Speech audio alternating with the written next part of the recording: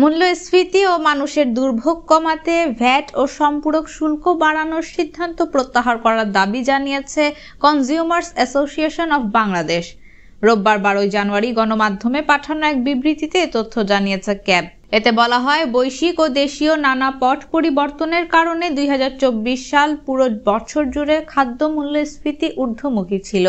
সবশেষ ডিসেম্বর 13% কাছাকাছি এবং তার আগের মাসে ছিল 14% কাছাকাছি।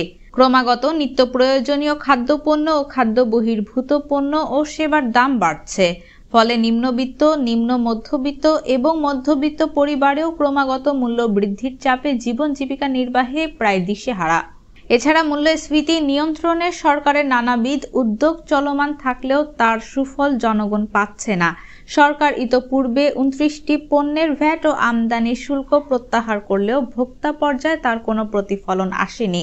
এই শুল্ক প্রত্যাহারের পুরো সুবিধাটুকু বড় বড় কর্পোরেট গ্রুপ এবং আমদানিকারকেরা হাতিয়ে নেন।